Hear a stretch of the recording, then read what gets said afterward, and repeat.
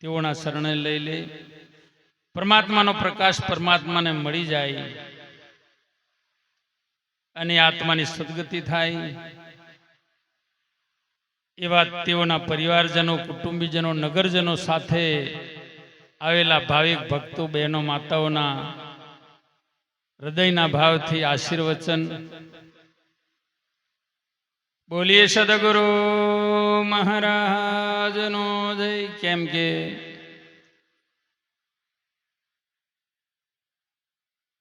કોઈ બી વસ્તુ બની એ બગડ્યા વગર રહેતી નથી. જે બન્યું છે એ બગડવાનું છે, ઉછર્યું છે એ પડવાનું છે, ઉગે એ આથમવાનું છે, જન્મ્યું તે મરવાનું છે. શરીર નાશ પામે પણ તત્વ નાશ પામતા નથી. પંચ મહાભૂત, 5 કર્મેન્દ્રિય, 5 જ્ઞાનેન્દ્રિય, 5 એના વિષય, મન, બુદ્ધિ ને ચિંત, અહંકાર, 24 તત્વનું બનેલું જડ શરીર. એ જડ શરીર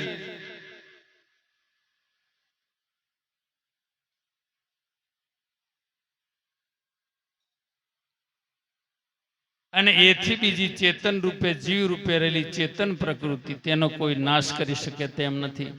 આપણા ધર્મ ગ્રંથમાં, ગીતામાં કીધું, આત્મા ખાતો નથી, આત્મા પીતો નથી, આત્મા મરતો નથી, આત્મા જન્મતો નથી, આત્મા સુકાતો નથી, આત્મા કપાતો નથી, આત્મા આવતો નથી, આત્મા જતો નથી. અજર, અમર, અનાદિ અને સદાકાળ સ્થિર છે. એવું જ્ઞાની પુરુષોનું ચિંતન છે. કેમ કે જે જન્મ્યું છે એ જવાનું છે. જે વસ્તુનું નામ પડ્યું તેનો નાશ થવાનો છે.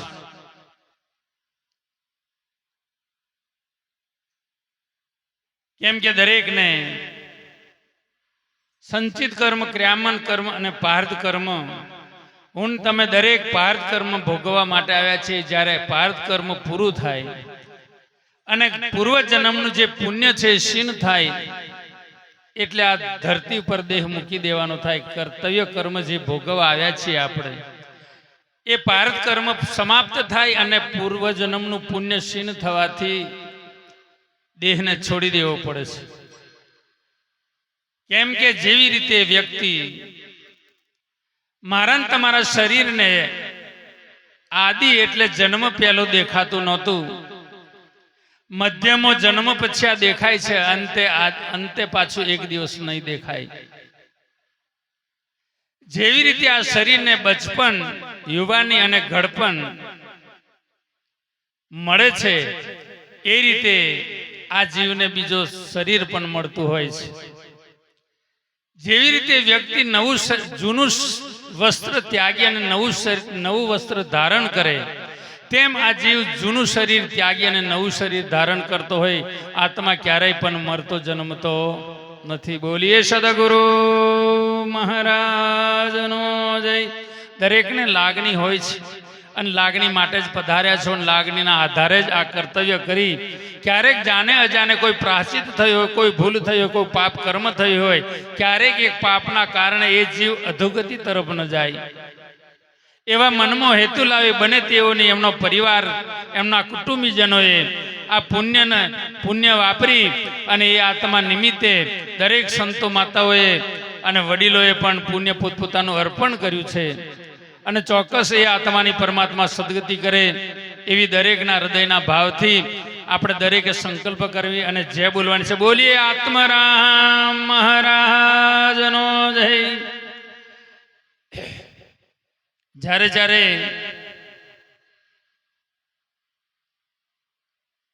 એક દિવસ એક ગામ હતું, એ નગરની અંદર એક વિધવા બેન હતી અને વિધવા બેનને એકનો એક દીકરો. એને દીકરાને માનો આધાર અને માને દીકરાનો આધાર. કુદરતનું કરવું, સમય જતા માં પેલો દીકરો મરણ પામ્યો એટલે માતાએ કુટુંબીજનોને ખબર કરી, કુટુંબવાળા ગામ સગા સંબંધીઓને ખબર કરી. દરેક આપણી સમાજે ગતગંગા એકઠી થઈ, પણ માતાજી એકનો બે ન થાય કે ગમે તેમ થાય, પણ મારા દીકરાને શરીર અવેરવાનું નહીં. કેમ કે ગમે તેમ દુનિયો કરીને પણ મારા દીકરાને, મારી નિરાધારની લાકડી છે એને કોઈ બી હિસાબે પણ સજીવન કરો. બોલીએ સદગુરુ મહારાજ. 1 દિવસ થયો, 2 દિવસ થયા, 3 દિવસ થયા, 4 દિવસ, 5 દિવસ થયા, પણ એ શરીરને દફન ક્રિયા પણ નહીં, અગ્નિ સંસ્કાર પણ નહીં. કેમ પોતાની માતા એકની બે નહીં થાય, દરેકને પોતાનો પરિવાર, પોતાનું માવતર દરેકને વાલું હોય. પણ એટલું નક્કી જાણજો કે જે મર્યો છે એનો જન્મ નિશ્ચિત છે અને જન્મ્યો છે એનું મરણ નિશ્ચિત છે. એ પરમાત્માનો અટલ નિયમને કોઈ ટાળી શકે તેમ નથી. જન્મે એનું મોત નક્કી છે અને મર્યો છે એનો જન્મ નક્કી છે.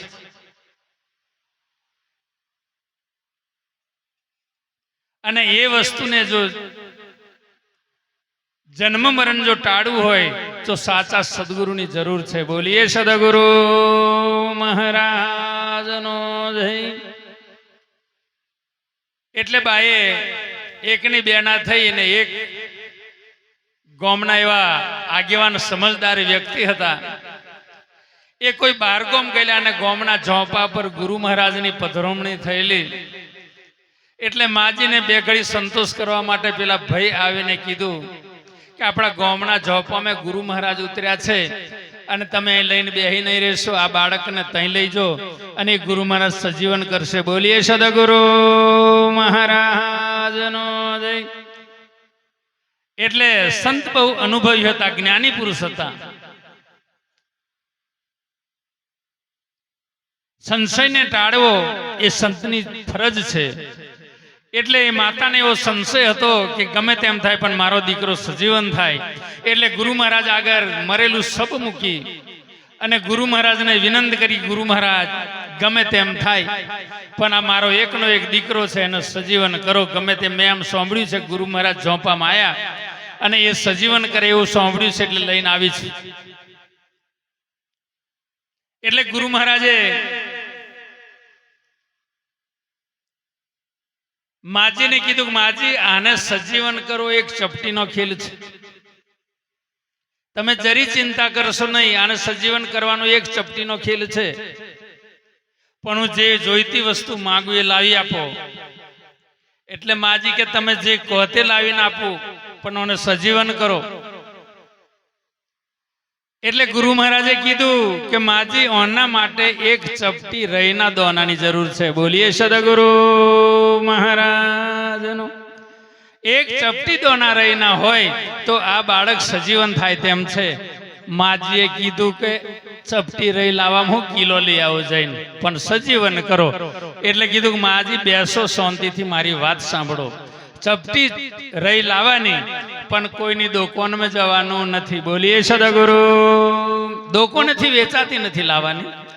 ગમે તે કોકના ઘરમાં પડી હોય એ ઘરમાંથી ચપટી રહી લઈ આવો. એટલે માજી કીધું કે હવે ગોમો જાવ, ઘણી જગ્યાએ બધાય રહી છે અને દરેકને ઘેર હોય. એટલે માજી જવા માટે તૈયાર થયા કે માજી એક મારો નિયમ સાંભળો, રહી ગમે તે ઘેરથી લાવજો પણ એટલો મારો ખાસ વચન યાદ રાખજો કે જે ઘેર કોઈ વ્યક્તિ મર્યું નહીં હોય એવે ઘેરથી રહી લાવજો. બોલીએ સદગુરુ મહારાજ. કોઈ ઘરે એવું બાકી હોય, આખા ગામમાં ફરે, કોઈ ઘરે એવું બાકી હોય કે મર્યું નહીં હોય એવું? એટલે માજી ગામમાં ગયો એટલે કીધું કે રહી એક ચપટી રહી છે તાકે છે, મારે રહી જોઈએ છે ચપટી મારા છોકરાને સજીવન કરવાનો. પણ તમારે ઘેર કોઈ મરી ગયેલું? તા કોક કે અમારે બા મરી ગયો, કોક કે દાદા મરી ગયા, કોક કે દીકરો મરી ગયો, કોક કે દીકરી મરી ગઈ, કોક કે વહુ મરી ગઈ, કોક કે છોકરો મરી ગયો. હા, કોઈ ઘર એવું નહીં કે કોઈ ઘેર મર્યું ના હોય. માજી એક ગામ ફર્યો, બીજું ગામ ફર્યો, 3 ગામો ફરી વર્યો રહી માટે, પણ કોઈ એવું ઘર નહીં મળ્યું કે ઘેર એ ઘેર મર્યું ના હોય. એટલે માજીને ભાસ નક્કી થઈ ગયો, સંશય મટ્યો કે આ તો ઠેઠથી આવું ચાલતો આવે, કોઈ ઘર બાકી ને એમે મારો છોરો મટી ગયો, એમે હું ન હોય મોટી કે. માજીને ભ્રમ ભાગી જો કે આખા ગોમો 3 ગોમો ફરી કોઈ ઘર બાકી નહીં હોય, બધોને ઘેર મરી જુ તો મારે ઘેર મર્યું અમે શું નવી વાત કે કશું વાંધો નહીં. ગોમવાળાને કીધું કોને વગે કરો. બોલીએ સદગુરુ મહારાજનો જય. એટલે કુદરતનો અટલ નિયમ છે, જે જન્મેલાનો મૃત્યુ નિશ્ચિત, મરેલાનો જન્મ નિશ્ચિત છે. કેમ કે જ્યારે જ્યારે કર્મની ગતિ ન્યારી, કર્મની ગતિ ગહન, કર્મ જે પોકાડતા સૂર્યનો પ્રકાશ ન પોકે એટલો આ કર્મનો વેગ છે. એટલે કર્મ અકર્મ વિકર્મનો ભેદ જાણવો મારે તમારે જરૂરી છે. નહીં તો જ્યારે જ્યારે રામચંદ્ર ભગવાનનો બાપ જે રાજા દશરથ હતા, પણ દશરથના હાથે જાણે અજાણે પણ બ્રાહ્મણ કુમાર શ્રવણનું મૃત્યુ થયું. અને અંતકારે જ્યારે શ્રવણના મા બાપે શ્રાપ મારેલો આપણે બધાય જાણીએ છીએ. પણ એ સમય જ્યારે એવો કીધું પુત્ર યોગ્ય મરજો, તે દાડે રામનો જન્મ નહોતો. એ દિવસ રામનો શ્રવણને માર્યો, એ ટાઈમે રામનો જન્મ નહોતો. પણ એ કદાચ શ્રાપને વિચારી અને પોતાના ગુરુ પાસે ગઈ, વશિષ્ઠ ગુરુને પૂછ્યું. અને વશિષ્ઠ ગુરુએ જ્યારે રસ્તો બતાવ્યો, પુત્રષ્ટ યજ્ઞ સરયુ નદીના કિનારે જ્યારે યજ્ઞ રચ્યો ને એનાથી રામચંદ્ર ભગવાનને જો અંશાવતાર વિષ્ણુને લેવો પડ્યો હોય, અને લીધું એટલું જ નહીં, પણ જ્યારે જ્યારે એ કર્મ ભોગવવાનું આવ્યું ત્યારે એકેય ચારમાંથી ઘેર નહોતા. દિવાલ ઉપર જ્યારે શ્રવણ કુમારનું ચિત્ર દેખાયું ત્યારે કૈકેયીને આપણે કૌશલ્યાને કીધું કે સતી, હવે મારો દેહ ત્યાગવાનો સમય આવ્યો છે. અને એ કર્મ જ્યારે ખડું થયું, આપણે બધા જાણીએ છીએ, કદાચ રામ બોલવાથી એનો જન્મ મરણ મટી જાય, ગુરુ એવું બોલવાથી જન્મ મરણ મટી જાય, ગીતા એવો ધર્મ ગ્રંથનું નામ લેવાથી જન્મ મરણ મટી જાય, હોમ શબ્દ બોલવાથી જન્મ મરણ મટી જાય, આપણે બધા જાણીએ છીએ. પણ એ કોઈ રસ્તે પડેલી વસ્તુ નથી. કૃષ્ણ ભગવાનને અર્જુને કીધું કે પ્રભુ, જો રામ બોલવામાં, હોમ બોલવામાં, ગુરુ બોલવામાં, ગીતા બોલવામાં જો આત્માનો ઉદ્ધાર થતો હોય, જન્મ મરણ મટી જતું હોય, તો આ બધી મહેનત કરવાની શું જરૂર? ત્યારે કૃષ્ણ ભગવાને કીધું, અર્જુન, એ રસ્તે પડેલું નથી. અર્જુન, આ જન્મ અને પૂર્વ જન્મનો અંતે હિસાબ છે, કે એ વાટે પડેલું નથી કે મરણ પથારીએ પડે એ સમયે તને પરમાત્મા પોતાનો ગુરુ યાદ આવી શકે. એ તો આ જન્મ અને ગયા જન્મનો હિસાબ હોય કર્મનો. એટલે હિસાબના, કર્મના હિસાબે દશરથ રાજાને જ્યારે શ્રવણ કુમારનું પ્રતીક દેખાયું અને એ કર્મ યાદ આવ્યું, એટલે દશરથ રાજાનો આત્મા ભલે ભગવાનનો બાપ હતા છતાં પણ એ આત્મા અધોગતિને પામ્યો. બોલીએ સદગુરુ મહારાજનો જય.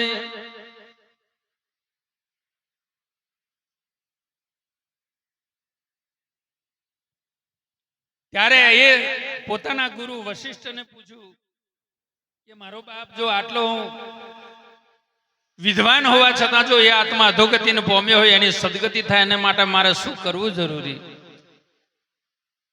ત્યારે રામચંદ્રને વશિષ્ઠ ગુરુએ કહ્યું કે એના માટે કોઈ ને કોઈ પુણ્ય કાર્ય કરવું પડે. કો તો સમાજ એકઠી કરી કોઈ જમણવાર કરી અન્નદાન કરો, વસ્ત્રદાન કરો, લક્ષ્મી દાન કરો, ગૌદાન કરો, ભૂમિ દાન કરો. કોઈને કોઈ દાન કરવાથી આત્મા સદગતિ એ પોકે. અને એના માટે એથી અધિક શ્રાદ્ધ હરાવો. જ્યારે ગયાજી જઈ રામચંદ્ર ભગવાને શ્રાદ્ધ હરાવ્યું ત્યારે દશરથ રાજાનો આત્મા તૃપ્ત થયો અને કીધું કે તમારા તર્પણ ક્રિયા કરવાથી મારો આત્મા સંતુષ્ટ પામ્યો. હવે હું સદગતિએ સીધાવું છું. બેટા, તને જતા પહેલા કહું કે જે માગે તે માગી લે.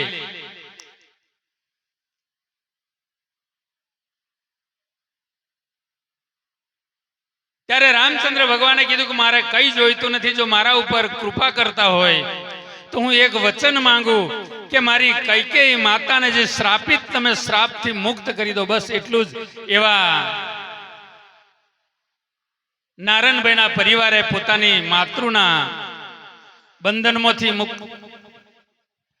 નારાયણભાઈના ઘરેથી તેઓના ધર્મપત્ની નિમિત્તે સુખીબેનના આત્માની મુક્તિ માટે તેઓનો પરિવાર જ્યોતિનું મંડળ રાખી બને તેટલી યથાશક્તિ પ્રમાણે ભોજન ભજન કરાવી તેઓના નામ ઉપર પુણ્ય જે વાપર્યું એટલે ખરેખર પરમાત્મા તે આત્માની સદગતિ કરે અને તે પરમાત્મા તેના શરણમાં સ્વીકાર કરે એવી હૃદયના ભાવથી પરમાત્માને પ્રાર્થનાના સાથે આશીર્વાદ પણ. કેમ કે જ્યારે જ્યારે પુણ્યનું પરમાણુ જ્યારે પાંડવોએ પૂછ્યું કૃષ્ણ ભગવાનને કે પુણ્ય કરવાથી પ્રભુ શું થાય, પુણ્ય કેમ કરવું અને પુણ્ય કરવાથી શું ફાયદો, ત્યારે કૃષ્ણ પરમાત્માએ કીધું કે જો તમારે એ જાણવું હોય તો એક ઓંબાની ગોટલી લાવો. એટલે પાંડવોએ ઓંબાની ગોટલી લાયા પછી એ ઓંબાની ગોટલીને કીધું કે તમે દેવતા બારી અને સળગાવી દો.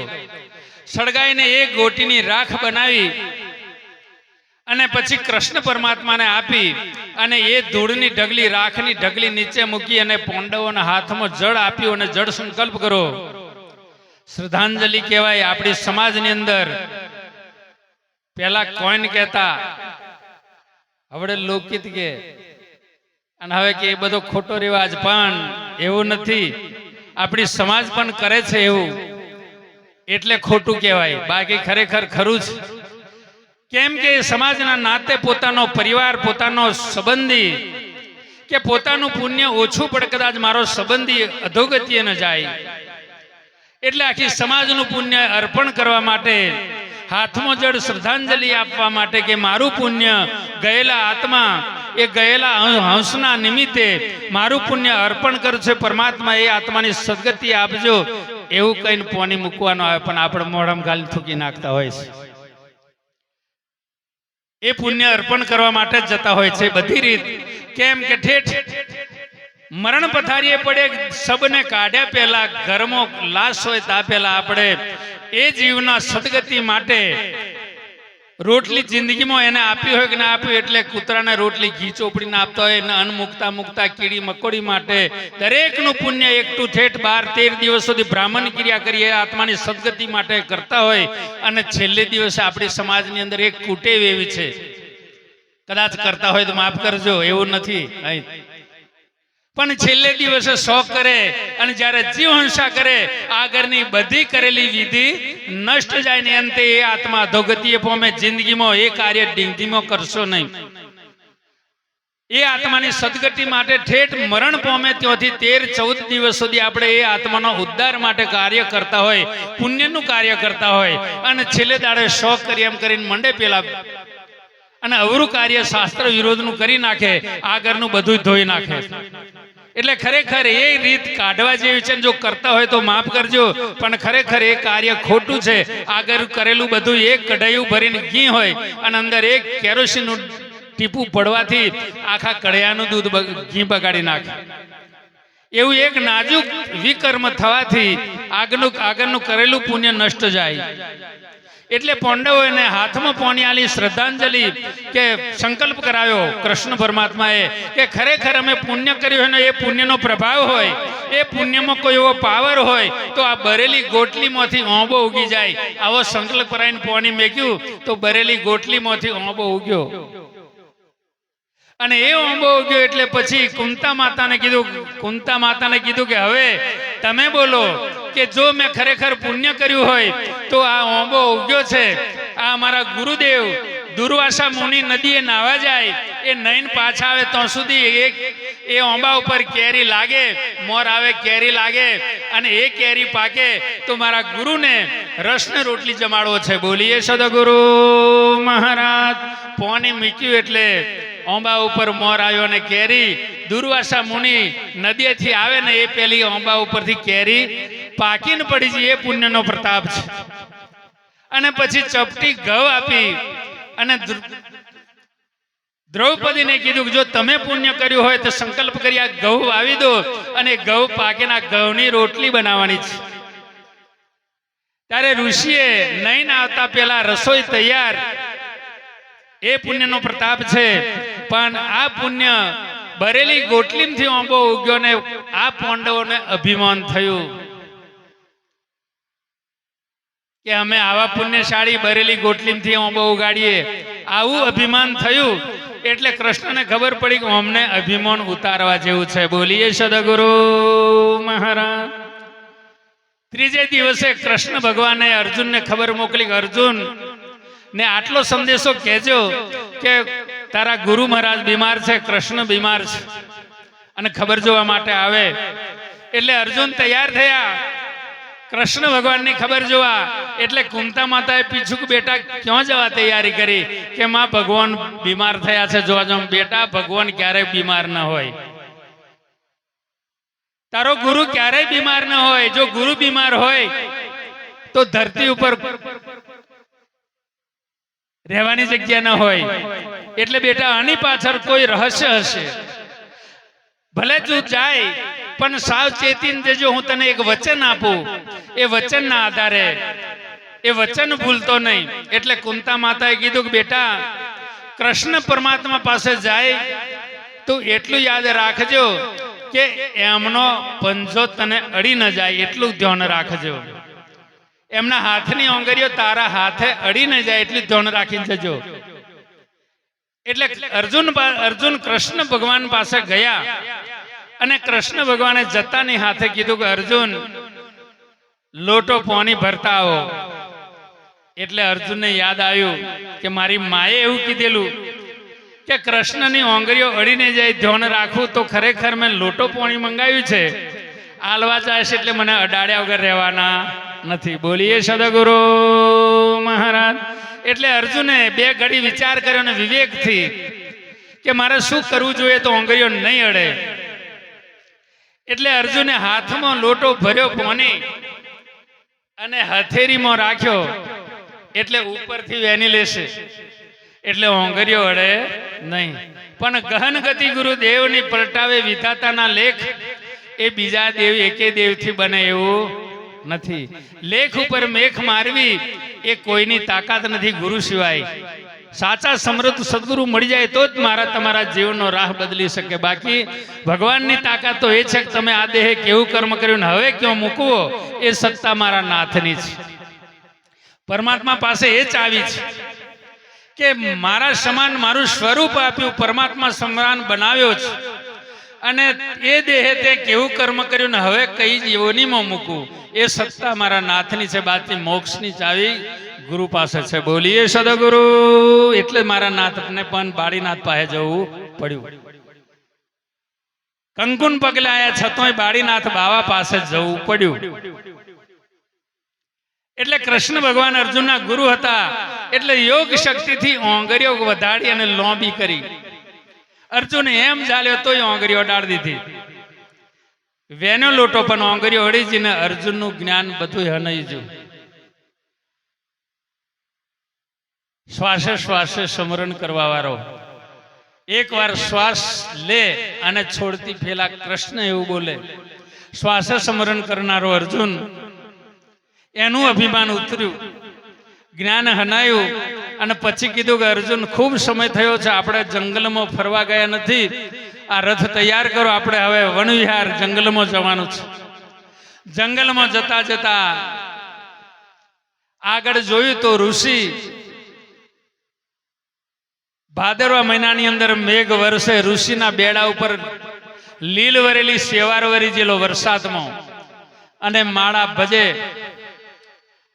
એટલે કૃષ્ણ ભગવાનને અર્જુને પૂછ્યું કે પ્રભુ આ ગોંડો હશે કે એટલો મૂર્ખ હશે કે આળસુ હશે?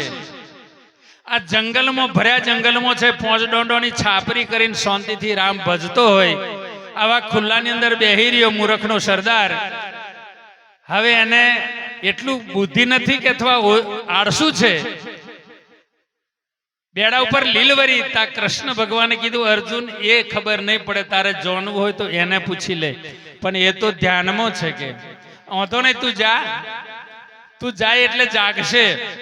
અર્જુન પોક્યા ને સંતે આંખ ખોલી દંડવત પ્રણામ કરી અને અર્જુને વિવેકથી પ્રશ્ન પૂછ્યો કે ગુરુદેવ ઋષિવર માફ કરજો, મને એક સંશય પેદા થયો છે.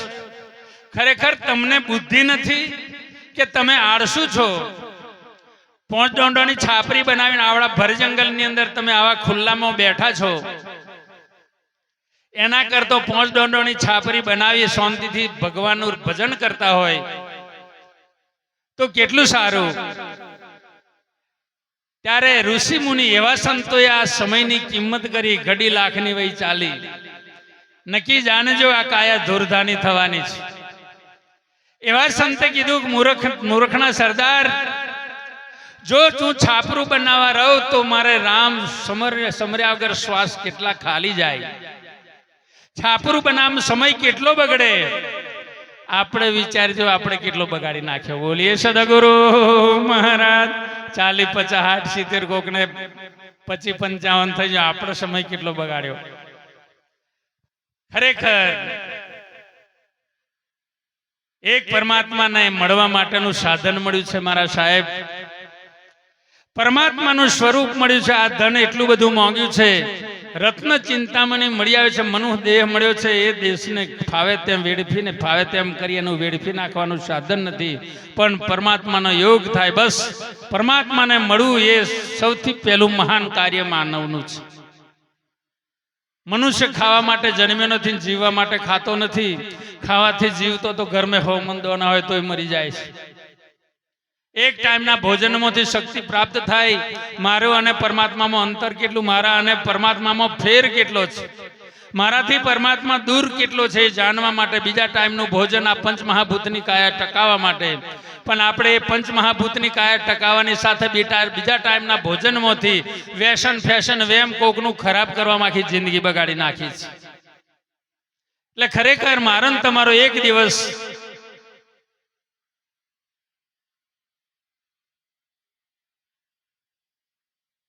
દરેકનો એક દિવસ આવવાનો છે કે આ ભૂમિ ઉપર આપણે એક દિવસ આપણા માટે જગત નહીં હોય. આપણે તો નહીં હોય પણ જગત નહીં હોય આપણા માટે. એટલે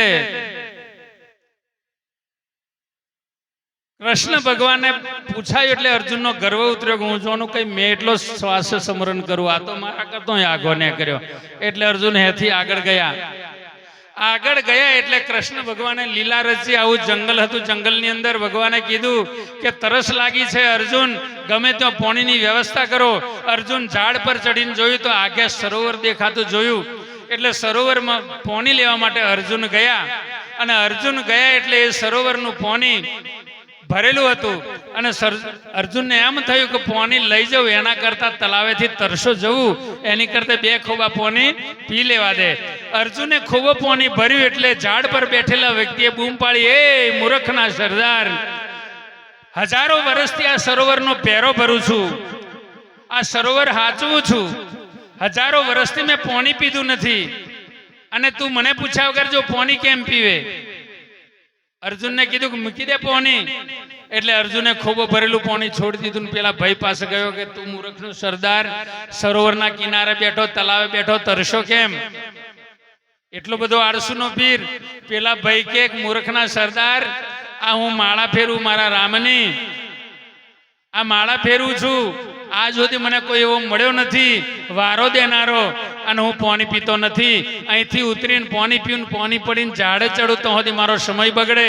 અને તારે પાણી લઈ જવું હોય ને જો પીવું હોય તો મારી જગ્યા પર આવતો રહે. બોલીએ સદગુરુ મહારાજ.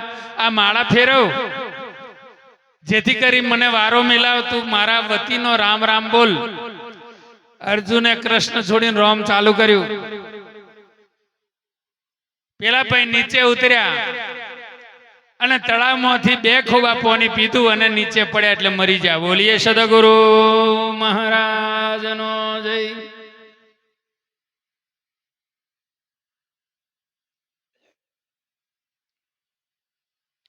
મરી ગયા એટલે એક વચને બંધાયેલો અર્જુન. કૃષ્ણ જંગલમાં રાજોવે, અર્જુન ઝાડે બેહીને રોમ ભજે અને પેલો મૃતદેહ પડેલો. કૃષ્ણે આંખ બંધ કરી અને જોયું ત્યારે તો અર્જુન ઝાડ પર બેઠેલો કે આવો એ આવે નહીં, મારે જવું પડે તઈ. કૃષ્ણ ભગવાન સરોવર આવ્યા કે અર્જુન શું કરે? આ કૃષ્ણ બદલે રામ તપન કરું કે આ વચને તારું વચને કુછી, વચન ના મારે સંત મરી જાય. વચને છોડ્યું રાજ, વચન જેને વિવેક્યું તેનું કાર્ય સરી ગયું. એટલે કીધું કે આ વ્યક્તિ મને વારો મુકાયો છે ને એ વ્યક્તિ પાણી પીને આવે તો સુધી હું માળા ફેરવું. પણ એવું બન્યું કે પાણી પીધું ને મરી ગયો તો આપણે હવે કરવું શું? કૃષ્ણએ કીધું અર્જુન ઓને જીવતો કર્યા વગર જવાય નહીં. બોલીએ સદગુરુ મહારાજ. આપણે બે ધર્મ સંકટમાં આ બેઠો નહીં થાય તો સુધી આપણાથી અહીંથી જવાય નહીં. એટલે અર્જુનને કીધું કે પાંચેય પાંડવને બોલાવ, કુંતા માતાને બોલાવ, દ્રૌપદીને બોલાવ, બધો ભેગો થો ને દરેક હાથમાં પાણી લઈ જળ સંકલ્પ કરો કે આ બધોય પુણ્ય અમે અર્પણ કરીએ પણ આ ભાઈની અંદર પ્રાણ પુરાય. બોલીએ સદગુરુ મહારાજનો જય. બધો આવ્યો, બધો હાથમાં પોણ લઈને મથ્યો કે અમે જો ખરેખર પુણ્યશાળી આત્મા હોય અને જો બરેલી ગોટલીમાંથી આંબો ઉગાડનારા હોય તો પરમાત્મા અમારું પુણ્ય આ દેહમાંથી જે પ્રાણ નીકળી ગયો છે એના નિમિત્તે આ અમે જળ સંકલ્પ કરી અમારું પુણ્ય અર્પણ કરીએ છીએ પણ આ દેહમાં પ્રાણ પુરાય. બધોએ પાણી મેલ્યું, કુંતા માતાએ બધોએ, પણ કશો મેર પડ્યો નહીં. બોલીએ સદગુરુ મહારાજ. એટલે અર્જુન કૃષ્ણ હોમ જો એક પ્રભુ હવે તાકે અર્જુન હજુય કઈક પુણ્ય ખૂટે છે એને માટે ગમે ત્યાંથી તમે ઉછીનું લઈ આવો. એટલે અર્જુન વનમાંથી નગર તરફ ગયા, આખા નગરમાં ફર્યા પણ કોઈને કોઈ ભૂલો બતાવી પણ કોઈ પુણ્ય આપ્યું નહીં. ફરી પાછા પરત થયા તો જંગલના કિનારા ઉપર નદી જતી હતી. નદીના કિનારા ઉપર એક ડોશીબા ઝૂંપડી બાંધીને રહેતી હતી. એ ડોશીબા નજરે પડી એટલે અર્જુન ડોશીબા પાસે ગયા અને ડોશીબાને કીધું કે માજી હું એક કામથી આવ્યો છું. તાકે બોલ બેટા. તાકે અમે અમારા ગુરુ અને અમે ધર્મ સંકટમાં છીએ. તઈ બીના એવી બની છે કે પાણી પીને વ્યક્તિ મરી ગયો એને સજીવન કરવા માટે તમારું પુણ્ય થોડું ઉછીનું આપો. પુણ્યની જરૂર પડી છે. આ પુણ્ય જો કોઈ કર્યું હોય એ પુણ્ય અમને આપો કે જેથી કરી પેલો આત્મા દેહમાં પ્રાણ પુરાય અને અમે આથી ગુરુ શિષ્ય બે છૂટા થઈએ. એટલે માજી મહેરબાની કરી તમારું પુણ્ય આપો. માજીએ કીધું કે મુવા આખું જગત મને ઓળખે છે. આખું જગત તું મારો કયો જો ન્યો મારી જિંદગી મેં પુણ્ય કર્યું નથી. મને આખું જગત જાણે છે કે હું પાપીની છું. મારી પાસે એવું કોઈ પુણ્ય નથી. આખું જગત મને ઓળખે છે. હું પહેલી મારી યુવાનીમાં વેશ્યા હતી. બોલીએ સદગુરુ મહારાજ. વેશ્યાપણું કરી અને હું જીવન નિવાર ચલાયું અને વૃદ્ધ થઈ અને હવે મારે ભીખ માંગીને જીવવાનો સમય છે. મેં એકેય પુણ્ય મારી જિંદગીમાં કર્યું નથી. મુવા મારી મશ્કરી કરે તા કે માજી મને એ ખબર નથી કે તમે વેશ્યા હતો. એટલે ખરેખર મારી ભૂલને માફ કરજો. એટલે અર્જુન નિરાશ થઈને 2 ડગલો પાછો ફર્યો અને માજીને યાદ આવ્યું કે મેં આખી જિંદગી વેશ્યાપણું કર્યું પણ વૃદ્ધ થયા પછી 2 દાડા પહેલા કે જે મારા ઘરની ઝૂંપડી પાછળ કૂતરી જે વહેલી હતી એ કૂતરીને જે કઈક રોટલો આપેલો એ માજીને યાદ આવ્યું. આજે ઘી મેં ચોપડીને આલવા પડે. કાઢતા પેલા આઈફા આલે છે કે નહીં? બાજુ અમારી બાજુ આલે છે. ઘરમાંથી લાશ કાઢતા પેલા ઘીમો ચોપડીને રોટલા બહાર આલે છે કૂતરોને બોલાવીને. એટલે માજીએ કીધું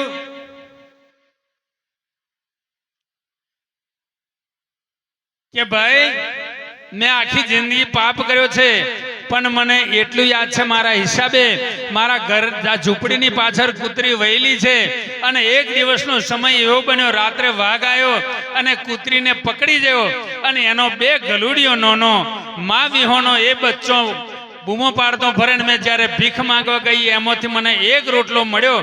1 રોટલામાંથી અડધો રોટલો મેં ખાધો અને અડધો રોટલો 2 કૂતરોના ગલુડીઓને આપેલો. એટલી મને યાદ છે. બોલીએ સદગુરુ મહારાજ. એટલે કીધું માજી એટલું પણ તમે ચાલો ને વખત છે. એટલે ડોહીબાને લીધી કૃષ્ણ પરમાત્મા સરોવરને કિનારે. તઈ જઈને માતાએ હાથમાં માજીએ પોણી લીધું અને જળ સંકલ્પ કર્યો, ખરેખર કૂતરોનો ગલુડિયો મેં રોટલો જે આલ્યો એ પુણ્ય જો હોય એ પુણ્ય મેં અર્પણ કરશું પરમાત્મા, અને આ શરીરમાં એ પ્રાણ પુરાય. માજીએ પોણી મૂકી દીધું ને પેલો હડપ થઈને બેઠો થયો. બોલીએ સદગુરુ મહારાજનો જય. જો કદાચ બે કૂતરાનો ગલુડિયોનો ઓતેડી ઠારવાથી સંતુષ્ટ પામમાંથી એ પુણ્ય મળે ને જો એ દેહને પ્રાણ પુરાય, તો અમારા નારાયણભાઈના પરિવારે તથા નારાયણભાઈ એમના કુટુંબીજનો સુખીબેનના નામ ઉપર કઈક દિવસે પણ સાધુ સંતો માતાઓ બહેનો દીકરીઓ આટલી આખી ગદગંગાને જમણવાર બને તેટલી ચા પાણી સેવા ભજન કીર્તન કર્યું. અને એ પુણ્ય જે આત્મા ગયો દેહ મુક્ત થયા છે એ આત્મા નિમિત્તે દરેક અર્પણ કર્યું. એ પુણ્યના આધારે એ આત્માને સદગતિ થાય. તેઓ પરમાત્મા તેઓના શરણમાં સ્વીકાર કરે એવા હૃદયના ભાવથી પ્રાર્થના સાથે આશીર્વાદ